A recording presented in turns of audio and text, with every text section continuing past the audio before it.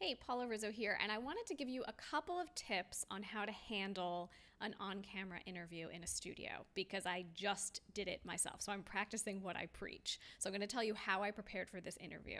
So I have a brand new book that's coming out called Listful Living, a list-making journey to a less stressed you. And I was fortunate enough to get booked on a show that I actually produced for a very long time over at Fox News Channel called Health Talk. And I was there with my former boss, Dr. Manny Alvarez. So, of course, it was a warm environment, but I still needed to practice and I still needed to make sure that I showed up, had all my facts ready, and that I felt really comfortable. So, here is how I prepared for that. A couple of days before, I actually wrote a script out of what it is that I wanted the anchor to say. So I wrote an intro and I wrote questions, and I actually shared that with the producer. And that's not typical, okay? It's because I'm a TV producer that I can do that kind of thing. I get it, totally different from everybody. But you need to start thinking like a TV producer. In how can you help to produce this segment so it's really great.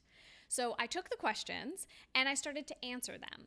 And what I did was I set up my camera, my iPhone. I just set up my iPhone and I would ask the question out loud and then I would answer it directly to the camera and give myself a little bit of time to formulate an answer before I jumped in and then watch the video back. And I did this over and over and over again for each of the questions, so that I could see how I reacted. Did I stumble? Was I saying weird examples? What was it that I was doing or saying? It's very important to watch yourself.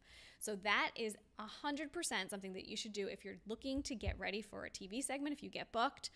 Start practicing, even if these are questions that they're not going to ask you, because that's actually what happened to me. I went in, I sat down with Dr. Manny, and he didn't ask me any of the questions that were on that list, which was to be expected because I've worked with him for a very long time.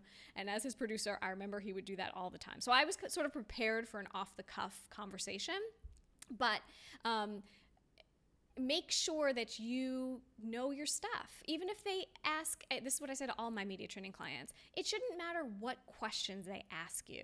You have great answers. So all you have to do is think about what are your talking points? What are the things that you really want to get across? And so for me, it was very much, how can you make lists so that you have a less stressed life and that you're more productive. And so I had a couple of examples in there of how I make lists better and how I'm able to, be less stressed out, and the examples that I have in the book, but also in my personal life. And so I think it went pretty well. I'll share the segment with you so you could see it as well, but I just wanted to give you a couple of little pointers on how I got prepared for that. And also, I didn't want to waste the hair and makeup. That's one thing I learned as a producer. Never waste good hair and makeup. So I hope this was helpful.